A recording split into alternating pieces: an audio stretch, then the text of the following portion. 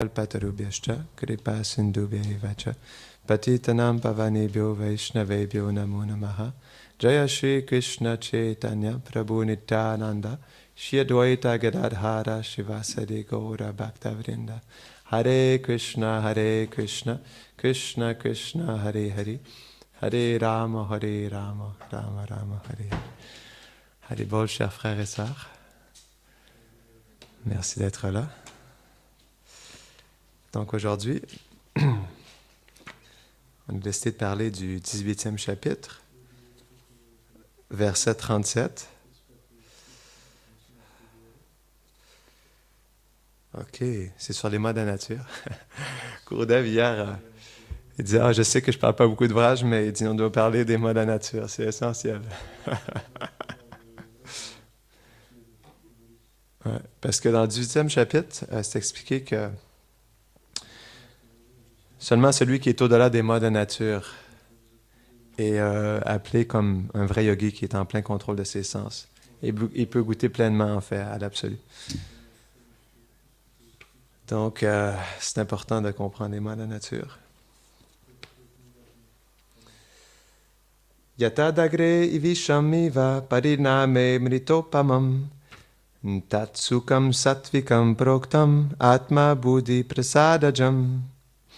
Le bonheur qui, au départ, semble du poison, mais qui se révèle à la fin être du nectar, et qui est généré par la pureté de l'intelligence, reliée au soi, est de la nature de la vertu. Commentaire. Selon Srila Vishwanath Chakravarti Thakur, Visham Iva indique qu'au commencement, il est tout à fait pénible de contrôler le sens et le mental. Voyons le verset 38. Le bonheur de la nature de la passion est produit par le contact des sens avec les objets des sens. Il est au départ semblable à du nectar, mais à la fin, il est comme du poison. Selon Srila Vishwanath Chakravarti Thakur, Yadamrita Upamam se réfère au bonheur expérimenté alors qu'on se réjouit avec d'autres femmes, les rapports sexuels illicites.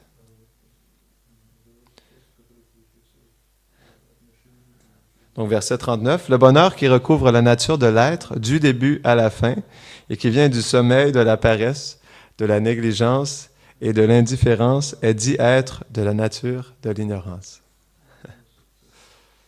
OK. Donc, c'est vraiment intéressant. Pourquoi? Je voudrais poser la question, pourquoi c'est du poison au début? Le bonheur dans le mode de la vertu.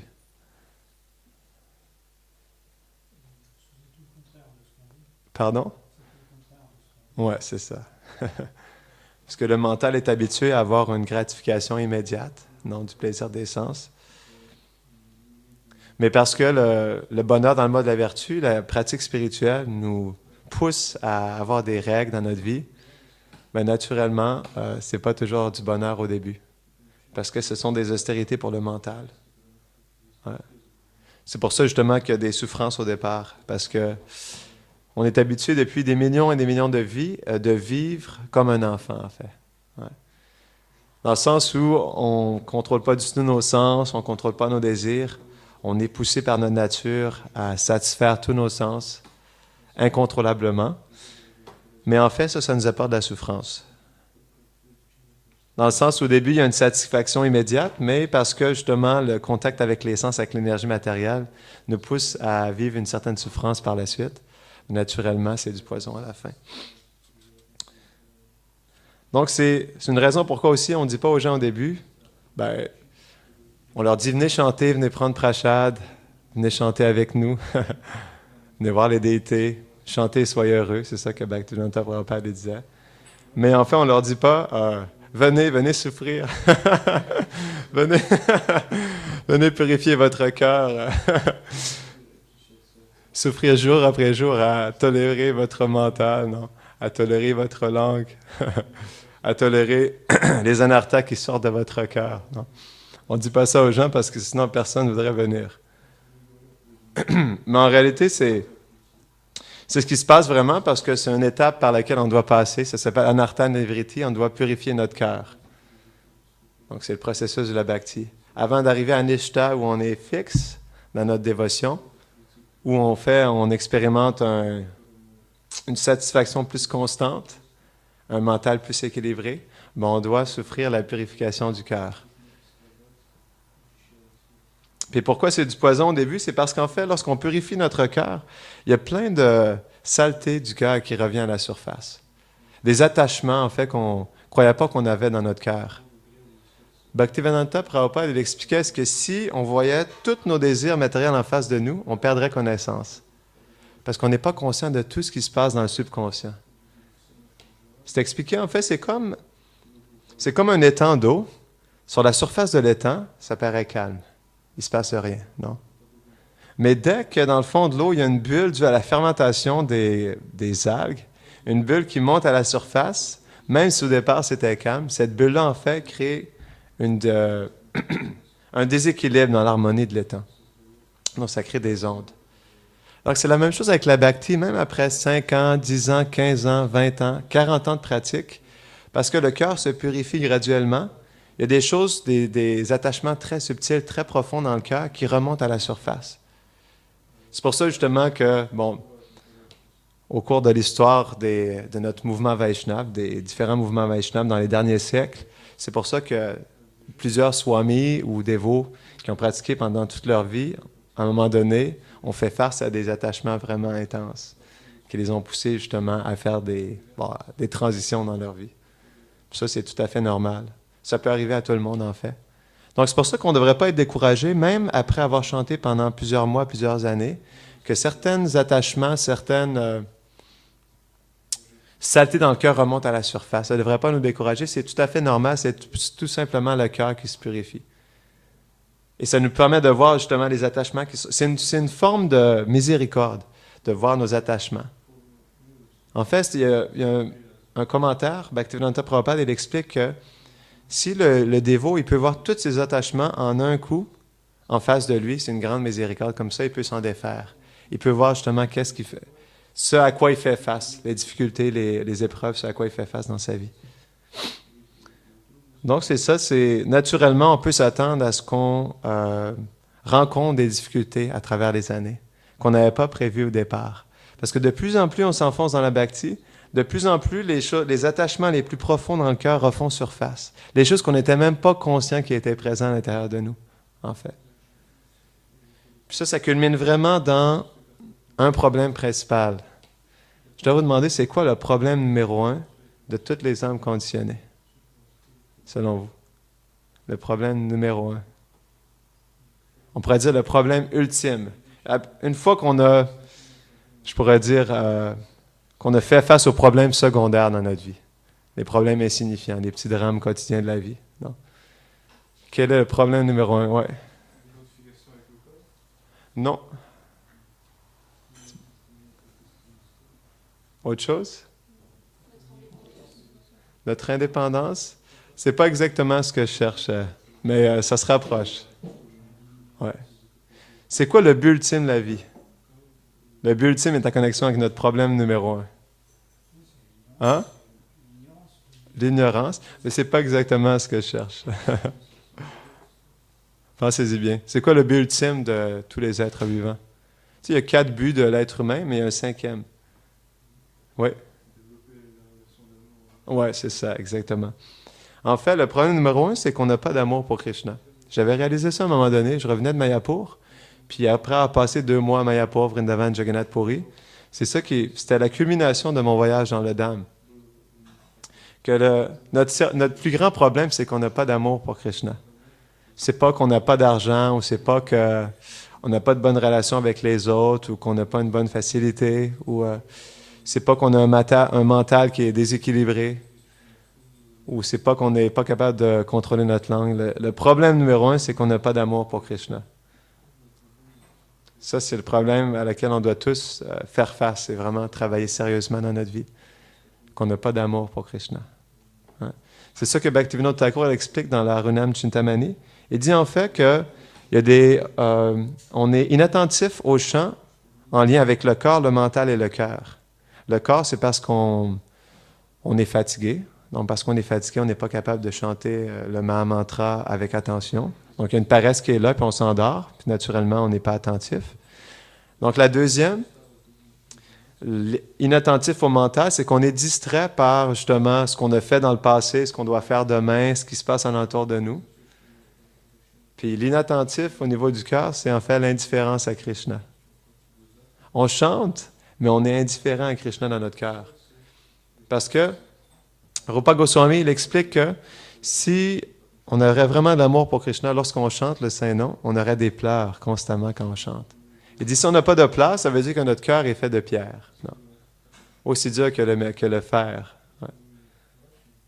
Donc, c'est là que ça nous montre que c'est vraiment le plus grand problème, c'est qu'on n'a pas d'amour pour Krishna, parce que ça, c'est le but ultime, c'est de développer l'amour pour Krishna. Krishna Prem.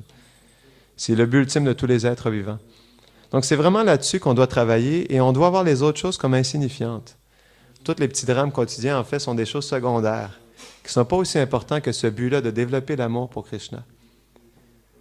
Chaitanya Mahaprabhu, il explique, je pense que c'est dans le Chaitanya Mangal, il explique qu'on devrait se sentir dévasté qu'on n'a pas d'amour pour Krishna. Est-ce que vous vous sentez dévasté? Quand vous chantez le Saint-Nom, est-ce que vous vous sentez dévasté dans votre cœur que vous n'avez pas d'amour pour lui? Ou vous êtes dévasté pour autre chose? Donc ça, c'est vraiment important de réfléchir là-dessus. Est-ce qu'on est dévasté? Est-ce qu'on se sent complètement démoli et dévasté parce qu'on n'a pas d'amour pour Krishna? Et ça semble négatif, mais ça, c'est ce qui nous amène à la chose la plus positive, c'est qu'on s'abandonne à Krishna, en fait. Lorsqu'on réalise qu'on n'a pas d'amour, puis on se sent dévasté parce que notre cœur, il est vide comme un désert. Il est vide comme pas un désert, mais il est sec comme un désert. Là, on va vraiment vouloir faire un travail sincère pour développer l'amour pour Krishna. On va pleurer à notre maître spirituel. On va pleurer à Bhaktivinoda Thakur, à Bhaktisiddhanta Saraswati Thakur, aux acharyas, pour qu'ils nous offrent leur support, leur bénédiction, pour un jour être capable justement de goûter à cet amour pour Radha et Krishna. Donc, il faut baser notre vie entière là-dessus, comment développer notre amour pour Krishna. Tout le reste, c'est complètement insignifiant.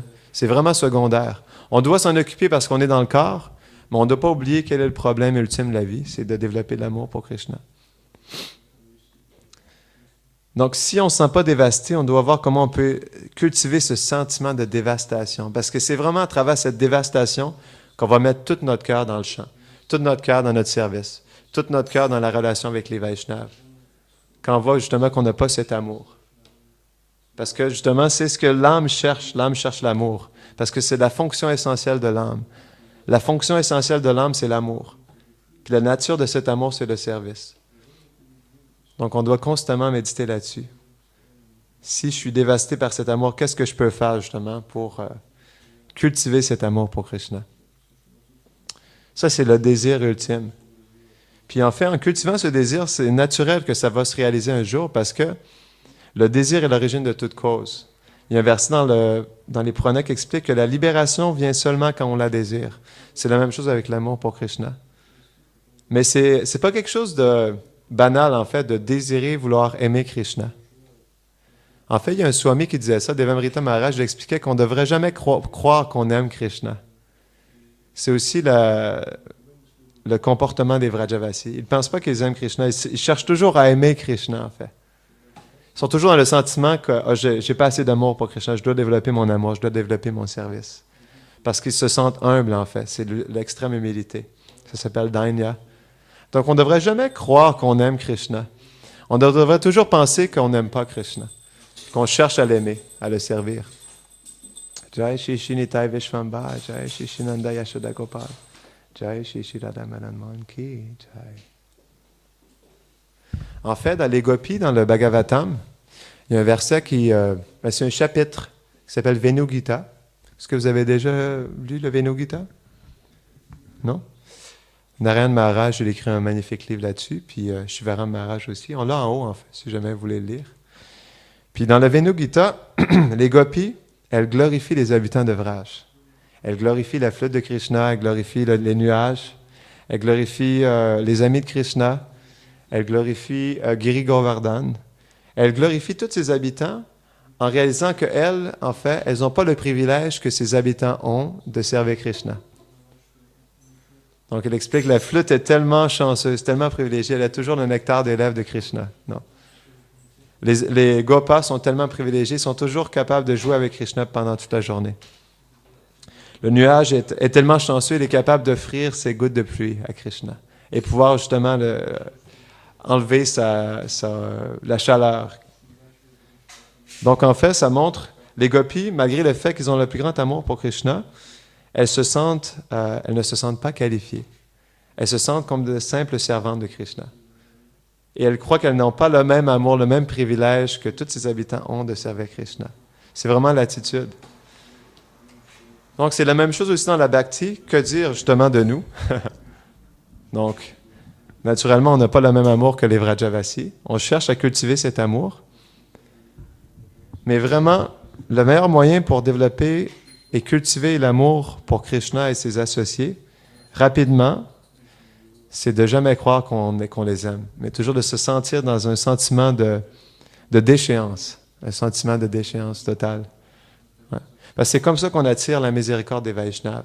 C'est comme ça qu'on attire la miséricorde de Chaitanya Mahaprabhu et Nityananda.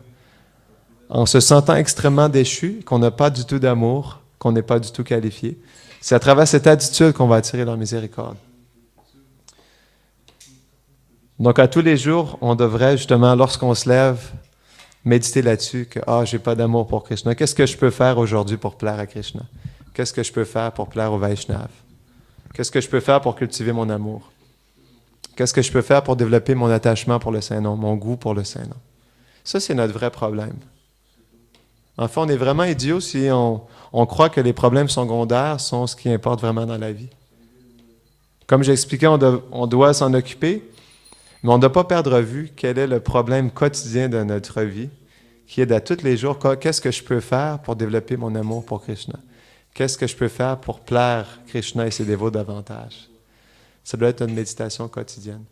C'est vraiment comme ça, justement, qu'on va développer cet amour. Parce que l'amour pour Krishna, elle vient à travers le service. C'est en servant Krishna et ses Vaishnavas qu'on va développer cet amour. Parce que l'amour et le service ne peuvent pas être séparés. Ils vont l'un avec l'autre, en fait. Donc, c'est pour ça qu'au début, c'est du poison.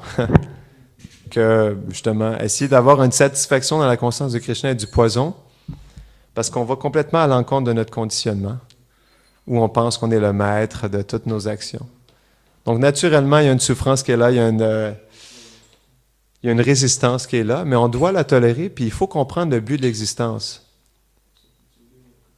Il faut aussi tous les jours, justement, se rappeler quel est notre but dans la vie. Parce que le but qu'on a va décider qu'est-ce qu'on va faire dans notre vie. Va décider vers où on va mettre notre énergie, va nous faire décider quel choix on va prendre, puis quel style de vie on va avoir. C'est vraiment important. Comme on voit les matérialistes, en fait, eux, ils ont un but vraiment solide. Ils sont prêts à mettre toute leur énergie, tout leur cœur dans ce but-là. Les matérialistes veulent gratifier leur sens, veulent réaliser leurs désirs. Ils sont prêts à sacrifier tout pour leurs désirs. Je me rappelle au début quand j'ai joint, avant j'étais un travailleur social, puis j'étais vraiment prêt à donner ma vie pour les réfugiés, pour les gens avec qui je travaillais, les orphelins, les réfugiés. J'étais prêt à tout sacrifier pour ces gens-là, à donner ma vie pour eux. Puis quand j'ai joint le Bhakti Yoga, avec les dévots, j'ai réalisé en fait, je me suis dit, c'est bizarre parce que je sens pas le même désir dans mon cœur que j'avais envers ces réfugiés, de vraiment tout donner à Krishna. Donc c'est intéressant quand même. Donc on voit, c'est ça, les gens, en fait, ils sont prêts à tout donner, tout sacrifier, tout mettre leur énergie dans leur vie juste pour gratifier leur sens et réaliser leurs désirs matériels. Si on peut faire la même chose pour Krishna, c'est exactement la même mécanique.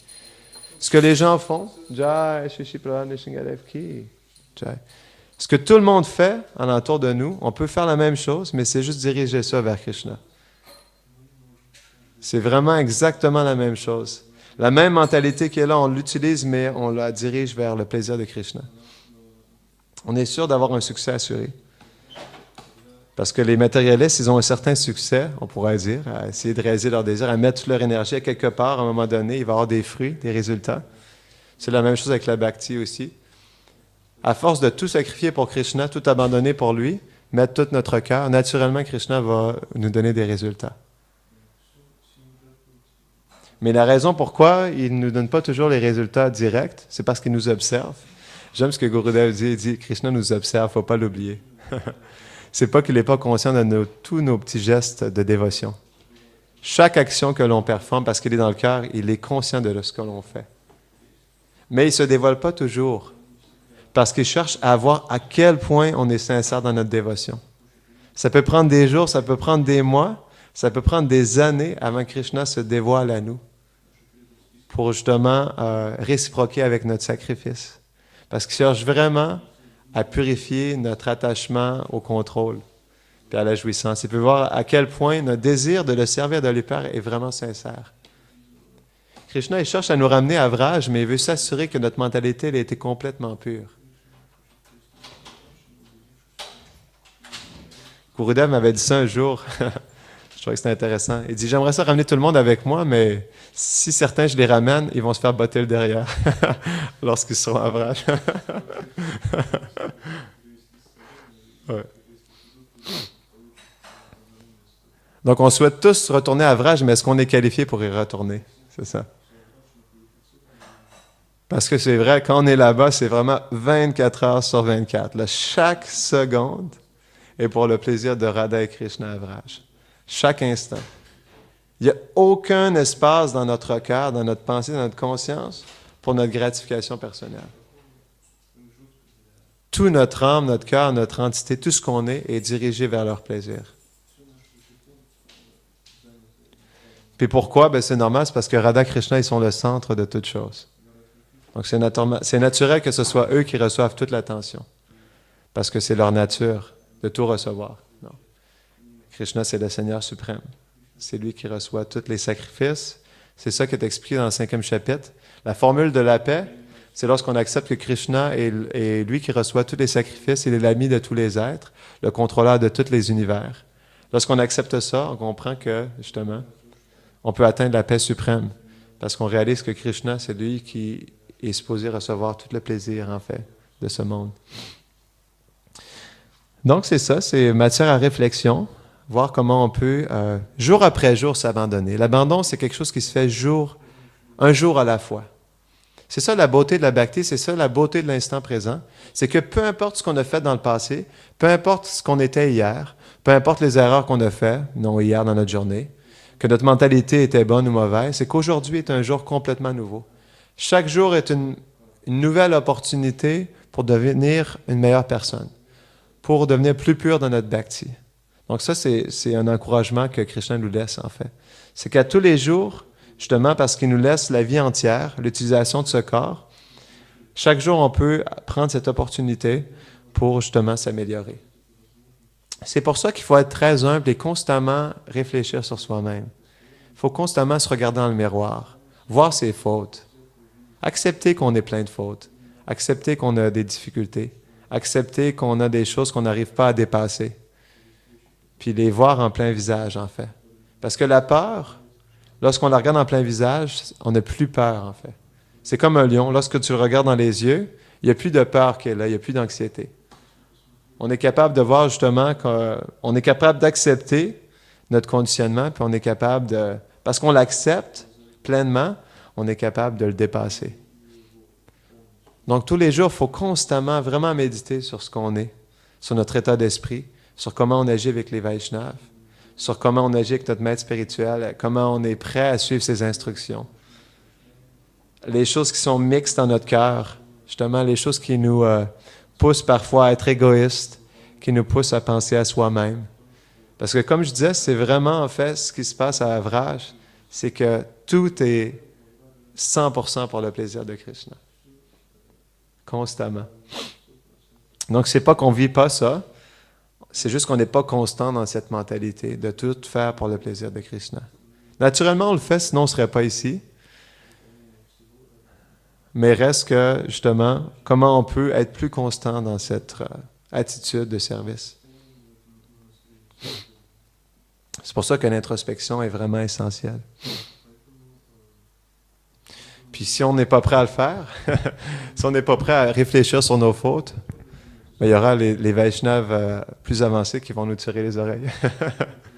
Mais si vous n'aimez pas toujours vous faire tirer les oreilles, ou si vous ne voulez pas attendre de vous faire tirer les oreilles ou vous faire donner une bonne claque, vous pouvez essayer vous-même de vous améliorer, en fait. Ça s'appelle connaître le cœur de son maître spirituel. Un disciple qui connaît le cœur de son maître spirituel, il est capable de changer soi-même avant que son maître spirituel lui dise.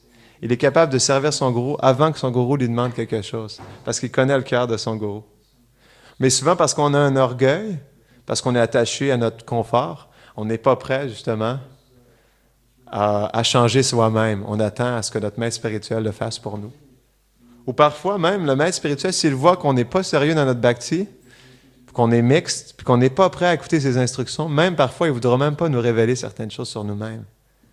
Parce qu'il y a bien des choses qu'il aimerait nous dire sur nous, sur où nous sommes rendus dans la bhakti, ce qui se passe dans notre cœur. Mais parce qu'on n'a pas l'humilité pour l'accepter ou l'entendre, et parce que justement, ça peut nous déplaire ou même nous faire rejeter la bhakti, bien, le maître spirituel reste dans le silence. Ce qu'on devrait même faire, on devrait aller même voir notre gourou et lui demander qu'est-ce que je dois changer dans ma vie. Est-ce qu'il y a des choses que je dois corriger en moi? Est-ce que vous voyez quelque chose dans ma mentalité? S'il vous plaît, aidez-moi à changer. Ça, c'est la meilleure chose qu'on peut faire. Si on n'est pas capable de le voir soi-même, on va le voir nous-mêmes, puis on lui demande, on l'implore de bien vouloir nous aider à voir nos fautes en nous. Là, je vous dis qu'avec cette mentalité, on avance vraiment rapidement. Ça nous permet justement de constamment être sur le qui-vive, sur comment on doit changer notre cœur, transformer notre mentalité.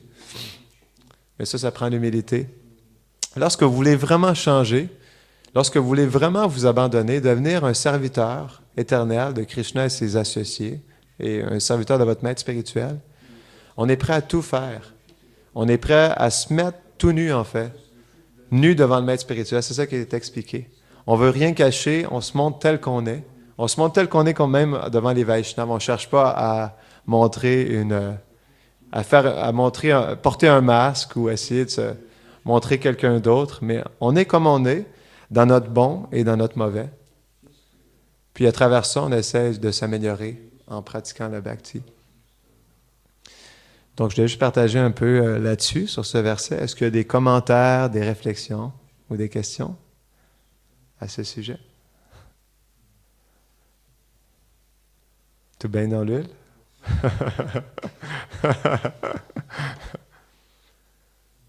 Merci beaucoup, cher Devo. Grantara Srimad Bhagavad Gita Ki Jai.